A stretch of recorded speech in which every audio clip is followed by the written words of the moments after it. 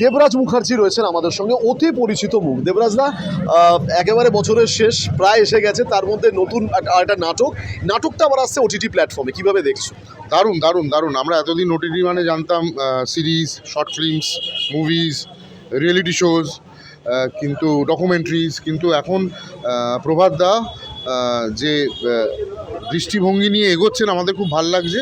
কারণ দেখো, বেশিরভাগ দলই তো অর্থাভাবে ভোগে, এবং সেখানে একটা প্ল্যাটফর্ম করে দেওয়া, তাদের ভালো কাজ লাখ লাখ কোটি কোটি লোকের কাছে পৌঁছে দেওয়ার এর থেকে ভালো মাধ্যম তো হয় না।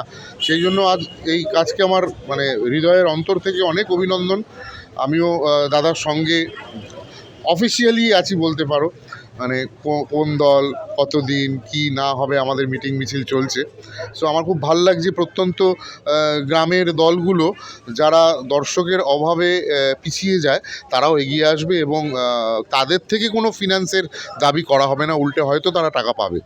দেবরাজদা, শেষ প্রশ্ন, যেহেতু তুমি 3টে প্ল্যাটফর্মে করেছো, নাটক, সিরিয়াল, ওটিটি, বড় পর্দা, সব কিছু মিলে এই ধরনের যে উদ্যোগ নেওয়া হচ্ছে, নাটকের দর্শক কতটা বাড়বে বলে তোমার মনে হয়?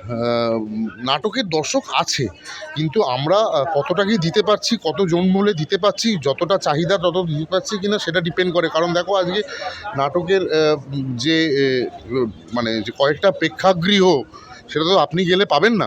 হ্যাঁ, তো জায়গা অভাবে অনেক নাটক পিছিয়ে যাচ্ছে, শোয়ের অভাবে অনেক নাটকের দল ভেঙে পড়ছে।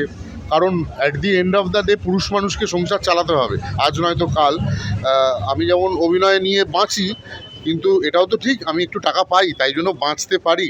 তো তারাও যদি বাঁচতে পারে, আমার মনে হয় আমার থেকে অনেক ট্যালেন্টেড ছেলেমেয়েরা আছে যারা আমি যে বয়সে সুযোগ পেয়েছি তারা পাননি। তো এই নাটকটা যখন ওটিটিতে যে কেউ দেখতে পাবে, আমার মনে হয় অদূর ভবিষ্যতে তাদের মেইন স্ট্রিমে কাজ করার জন্যও ডাকা হবে, দলও নতুন নাটক পাবে, এবং বাচ্চাদের মধ্যে নাটক করার যে প্রবণতা এখন অনেকটা দেখি কমে গেছে। কেউ যদি আমি যখন অভিনয় শিখতাম, তখন যদি বাসে ট্রামে কেউ জিজ্ঞেস করতো, বাবা তুমি কী করো? হ্যাঁ, অভিনয় করি, অভিনেতা হতে চাই। এখন যদি জিজ্ঞেস করি একটা অভিনেতাকে অভিনয় স্কুলে গিয়েও, যে তুমি কি করতে চাও? সিরিয়াল করতে চাই। হ্যাঁ, সিরিয়ালটা একটা মানদণ্ড হয়ে গেছে।